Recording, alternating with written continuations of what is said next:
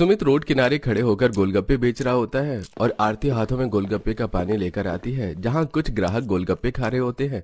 तभी एक गाड़ी में रोती हुई कल्पना नाम की लड़की आती है और गाड़ी से उतरकर गोलगप्पे मांगती है। मैडम, आपके गोलगप्पे। मजा नहीं आ रहा। आप और तीखे बनाओ। कल्पना के कहने पर सुमित उसे और तीखा गोलगप्पा देता है। अब कल्पना गोलगप्पे खाकर 500 रुपए देकर वहां से जाने लगती है। तभी आरती कल्पना को रोक कर कहती है, तुमने सिर्फ 200 रुपए के गोलगप्पे खाए, अपने 300 रुपए लेती जाओ। तुम्हें पता नहीं है क्या कि ये कौन है? एक बार इसके डिजाइनर कपड़े देखो। हमारे गांव में एक ही मशहूर डिजाइनर है और ये उन्हीं की बेटी है। ये लोग बहुत अमीर हैं। अगर ये लोग अमीर हैं तो मैं क्या करूं? जाते हुए अपने बचे हुए पैसे लेकर जाओ। ये तो डिजाइनर घर की लड़की है।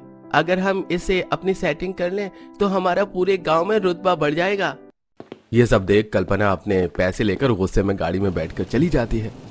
समय गुजरता है और गुजरते समय के साथ जब भी कल्पना परेशान होती तो वो सुमित के ठेले पर आती और तीखे गोलगप्पे खाती है। देखते ही देखते 1 साल बीत जाता है। इसी बीच दोनों को एक दूसरे से प्यार हो जाता है और एक दिन सुमित कल्पना से शादी करके घर आता है और उनके आते ही बारिश शुरू हो जाती है। इसी बीच बड़ी बहू आरती भी गर्भवती हो जाती है। ये तो वही लड़की है जो उस दिन गोलगप्पे खाने आई थी। अभी एक बहू की जिम्मेदारी हम उठा नहीं पा रहे हैं और तो इस बारिश के मौसम में दूसरी बहू भी ले आया। अभी नाराज होने का समय नहीं है। बहू घर के दरवाजे पर खड़ी है, पहले गृह प्रवेश करवा लेते, उसके बाद इस बारे में बात करेंगे। भाभी, माँ, ये सही समय नहीं है। मैं आपको बाद में सारी बात बता दूंगा। सुमित की बात सुनकर आशा चुप हो जाती है और आरती घर आई बहू का गृह प्रवेश करवाती है तो वहीं अपनी भाभी के डिजाइनर कपड़े देख शीतल आरती से बोलती है, भाभी, इन्होंने तो डिजाइनर कपड़े पहने हैं, कहीं ये किसी डिजाइनर घर से तो नहीं आई। काजल, अपनी भाभी से बाद में बातें करना, पहले अपनी छोटी भाभी को उसका कमरा दिखा दे। आशा के कहने पर शीतल कल्पना को उसके कमरे तक ले जाती है जहां कल्पना मिट्टी का घर, अपना छोटा सा कैमरा और दीवार में आई दरारें, छोटा सा खाट देखकर परेशान हो जाती है। मेरा ससुराल कितना गरीब है। मुझे मायके में आज तक किसी चीज की कमी नहीं हुई। मैं यहाँ कैसे एडजस्ट करूंगी? वहाँ तो माँ सब संभाल लेती थी, यहाँ कौन संभालेगा? इतना सोच कल्पना खाट पर बैठ जाती है। थोड़ी देर में सुमित उसका सामान लेकर घर में आता है। सब कुछ इतनी जल्दबाजी में हुआ कि तुम अपना सामान भी सही से नहीं लेकर आ पाई। कोई बात नहीं, मैं अपने साथ कुछ डिजाइनर कपड़े लेकर आई हूँ। भाभी, आपके तो सारे कपड़े बहुत अच्छे हैं। वैसे मैं आपको यहाँ ये कहने के लिए आई थी कि कल आपकी पहली रसोई है तो सुबह जल्दी उठ जाना और अब आप आराम कर लो। इतना बोल शीतल अपनी भाभी के डिजाइनर कपड़े देखकर चली जाती है। कुछ ही देर में जब कल्पना सोने की तैयारी करती है तो फिर तेज बारिश शुरू हो जाती है और अब खिड़की से बारिश का पानी आने लगता है। इसलिए सुमित खिड़की बंद कर देता है तो वहीं कल्पना खाट पर सोने की कोशिश कर रही होती है पर उसे नींद नहीं आती और बार बार करवटें बदलती है। कुछ ही देर में अब उसके कमरे की छत भी टपकने लगती है। सुमित, मेरे मुंह पर बारिश का पानी आ रहा है, लगता है छत टपक रही है। अब क्या करूं? मेरे कमरे की छत तो बहुत ज्यादा टपक रही है। कल मेरी पहली रसोई भी है। कोई बात नहीं कल्पना, तुम माँ और शीतल के कमरे में उनके साथ सो जाओ, मैं कुछ करता हूँ। कल्पना आज ही ससुराल आती है और पहले ही रात बारिश, तेज आंधी तूफान और मिट्टी का घर होने की वजह से उसे काफी परेशानी होती है। सुमित के कहने पर कल्पना शीतल और अपनी सास के कमरे में उनके साथ सोती है और सुबह होते ही पहली रसोई के लिए आंगन में मिट्टी के चूल्हे पर खाना बनाती है और अचानक बारिश शुरू हो जाती है। कल्पना, इस तेज आंधी तूफान बारिश में तुम्हें खाना बनाने की जरूरत नहीं है। तुम अंदर आ जाओ, अंदर भी एक मिट्टी का चूल्हा रखा है। भाभी, आपके डिजाइनर कपड़े देख मुझे लगा नहीं था कि आप मिट्टी के चूल्हे पर खाना बनाना जानती होंगी। मैंने सिखाया था क्योंकि मेरी माँ को मिट्टी के चूल्हे का खाने की आदत है। इतना बोलकर कल्पना सारा सामान लेकर घर में जाती है और शीतल आरती कल्पना की पहली रसोई में उसकी मदद करती है। कुछ देर में पूरा परिवार खाने के लिए बैठता है और एक बार फिर आशा उसकी शादी के बारे में पूछती है। माँ जी, आपको जो सवाल करना है मुझसे कीजिए, इसमें सुमित जी की कोई गलती नहीं है। मेरे पिताजी सौतेले हैं, उन्होंने बचपन से मेरा ख्याल रखा। मेरी माँ और पिता दोनों ही फैशन डिजाइनर हैं, पर मेरे सौतेले पिताजी ने अपने बिजनेस फायदे के लिए अपने 45 साल के दोस्त से मेरी शादी फिक्स कर दी क्योंकि मेरे सौतेले बाप ने मुझे आज तक किसी भी चीज की कमी नहीं होने दी। इसलिए मेरी माँ उनके खिलाफ नहीं जा सकती थी, पर वो मेरे साथ थी और उनकी मदद से हमने भागकर शादी की। माँ, भाभी, मुझे वैसे भी कल्पना से ही शादी करनी थी क्योंकि जब कल्पना मेरे पास गोलगप्पे खाने के लिए आती थी तो हमेशा उदास रहती थी। धीरे धीरे कल्पना ने मुझे अपनी सारी बातें बताई और कब हम एक दूसरे को पसंद करने लगे हमें पता ही नहीं चला। सच जानने के बाद आशा की नाराजगी भी खत्म हो जाती है। कुछ देर में कल्पना के सौतेले पिता अपनी बीवी और बेटे के साथ बारिश में छाता लिए पैसों से भरा थाल, कुछ डिजाइनर ड्रेस डमी पर लगी हुई लेकर उनके घर आते हैं। तो इस गरीब खाने में आने के लिए तुमने इतना अच्छा रिश्ता ठुकरा दिया, हाँ? मैंने तुम्हारी माँ पर तरस खाकर उससे शादी की, तुम्हें पाल पोस कर फैशन डिजाइनर का कोर्स करवाया, और तुमने क्या किया? वैसे तुम्हारे ससुराल वालों को इन पैसों और डिजाइनर कपड़ों की बहुत जरूरत होगी। देखो, इसीलिए उनकी जरूरत पूरी करने के लिए बाप होने के नाते मैं डिजाइनर कपड़े और पैसे लेकर आया हूँ। आखिर इसी चीज के लिए तो इस लड़के ने तुमसे शादी की थी। बस बहुत इंसल्ट कर ली आपने हमारी। हमें आपके पैसे या डिजाइनर कपड़े की जरूरत नहीं, निकल जाइए हमारे घर से। आरती बिना कुछ आगे सुने कल्पना के पूरे परिवार को घर से निकाल देती है और उनका सामान भी घर के बाहर फेंक देती है। भाभी, आपने भी फैशन डिजाइनर का कोर्स कर रखा है। कल्पना, तुम फिक्र मत करो, तुम भी फैशन डिजाइनर बनना चाहती हो ना, हम तुम्हारी मदद करेंगे। बहू, मेरे पास कुछ पैसे रखे हैं, तुम उनसे कल ही बहू के लिए एक सिलाई मशीन ले आना।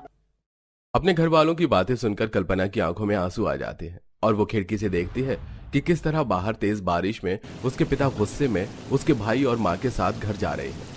अगले दिन तेज बारिश हो रही होती है जो रुकने का नाम नहीं ले रही होती, पर फिर भी आरती बारिश में भीगती हुई दुकान जाती है और बारिश के रुकते ही दुकान से सिलाई मशीन लेकर आती है। ये लो तुम्हारी सिलाई मशीन, और बताओ तुम्हें किस किस चीज की जरूरत है। दीदी, आप प्रेग्नेंट हैं, फिर भी आप सब मिलकर मेरे लिए कितना सब कुछ कर रहे हैं।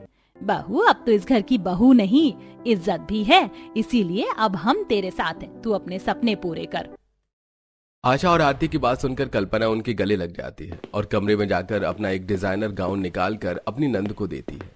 सब कुछ इतनी जल्दी हुआ कि मैं किसी के लिए कोई तोहफा ही नहीं ले सकी। मैं शादी पर एक डिजाइनर ड्रेस देना चाहती थी, पर डरती थी कहीं तुम मना ना कर दो।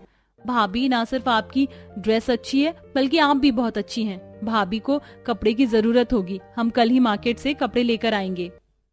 पूरा परिवार कल्पना को आगे बढ़ाना चाहता था, इसलिए वो बारिश, आंधी, तूफान किसी भी चीज की परवाह नहीं करते और अगले दिन हाथों में छाता लेकर शीतल अपनी भाभी के साथ मार्केट जाती है और वहां से कुछ सस्ते खराब कपड़े लेकर आती है और कल्पना ड्रेस बना उदास हो जाती है।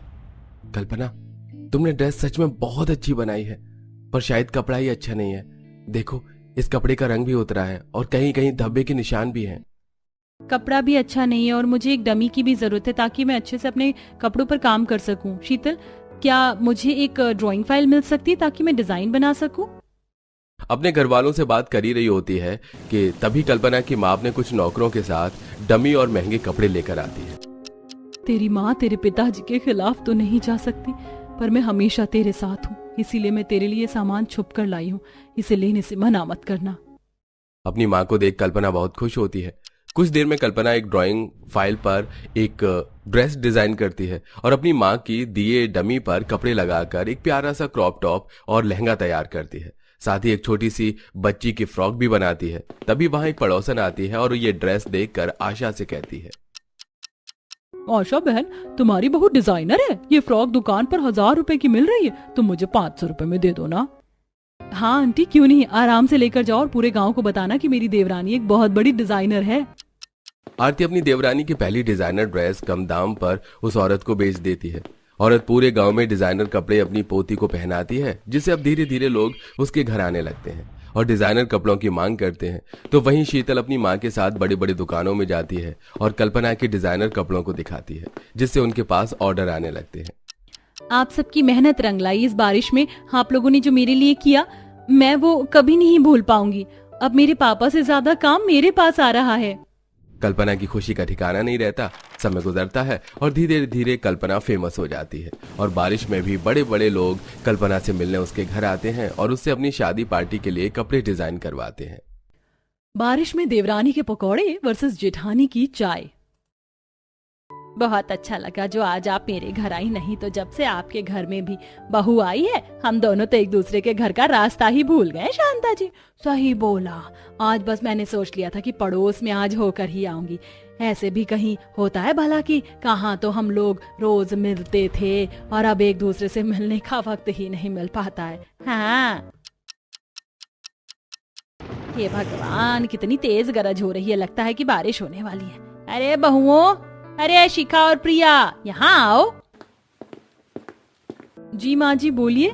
बहुओं देखो मौसम कितना मस्ताना हो रहा है और शांता जी भी कितने दिनों के बाद आई हैं। तुम दोनों एक काम करो, जाओ जाकर बढ़िया चाय और पकौड़े बना दो। और हाँ बहुओं, मुझे पकौड़े बस आलू और प्याज के अच्छे लगते हैं और साथ में अदरक वाली चाय, यही बरसात की जान होती है।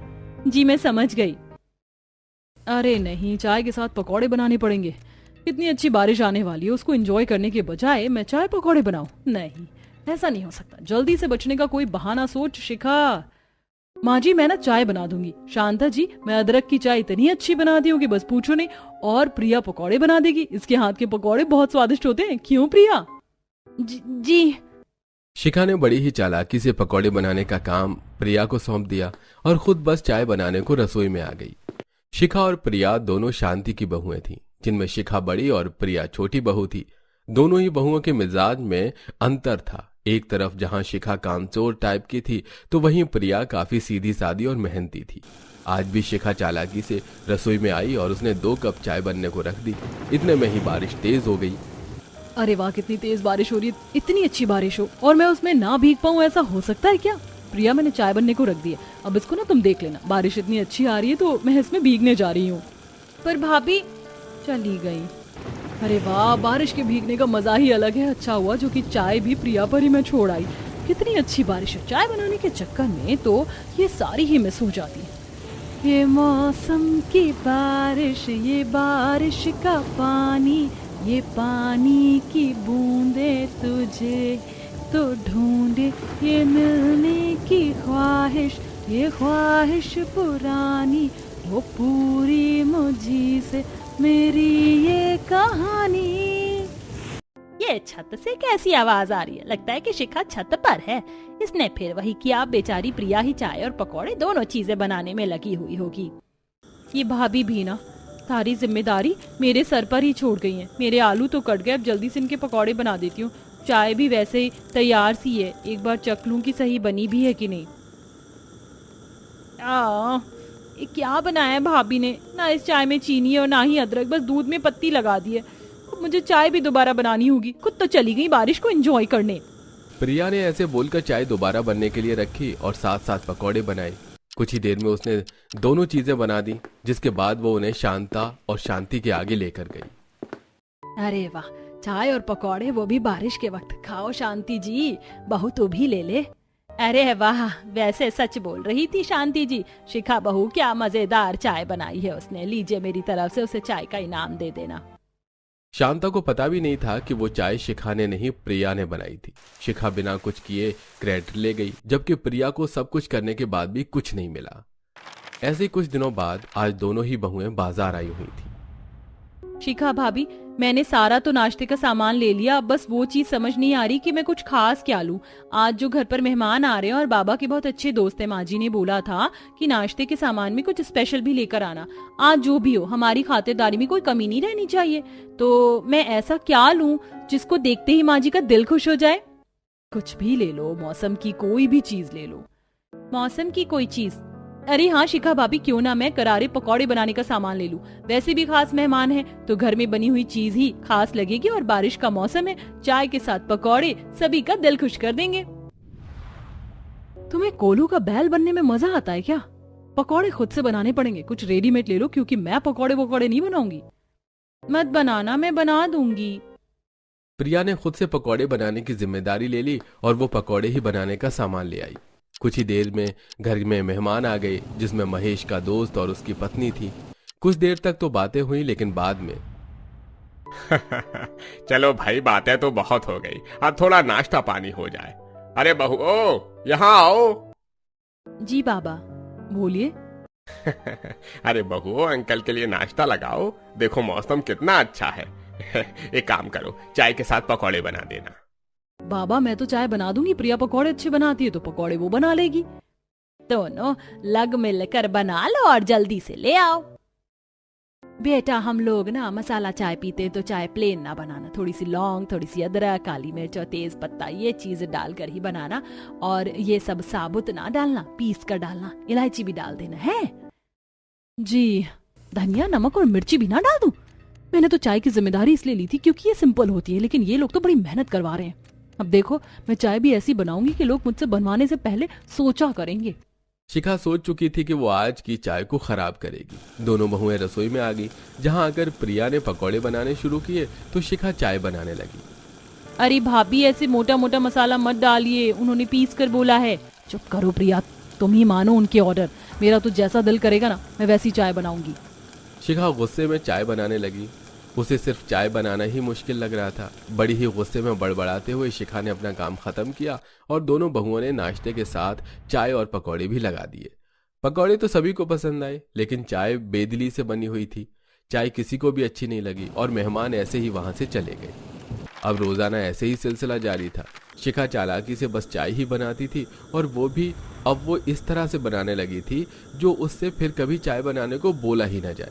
शिखा ने काफी लोगों को बेकार चाय ही बनाकर पिलाई थी और ऐसे ही आज के दिन भी बरसात होने की संभावना थी। संडे का दिन था। दोनों बहुओं के पति घर में थे। उनकी नंद की सहेलियां भी आई हुई थी। ऐसे में भाभी मेरी फ्रेंड्स भी आई हुई हैं, भैया भी आज घर में ही है और मौसम भी अच्छा हो रहा है, तो आप दोनों चाय पकौड़े बनाओ ना, मजा आएगा। बरसात में तो सभी की जबान चटोरी ही हो जाती है। ठीक है सोना, हम जाते हैं बनाने को। मैं तो हमेशा की तरह बस चाय ही बना दूंगी। नहीं बहुओं जरा रुको। शिखा बहू आज तू चाय और पकौड़े दोनों बनाना, और हाँ आज हमें नॉर्मल चाय नहीं कुल्हड़ की चाय पीनी है और साथ में आलू मिर्च और प्याज के पकौड़े। जा जल्दी से बना कर ला। क्यों माँ जी? बस मैं ही क्यों? क्यों? जब सिर्फ प्रिया रसोई के काम करती थी तब ये सवाल नहीं उठता कि सिर्फ प्रिया ही क्यों?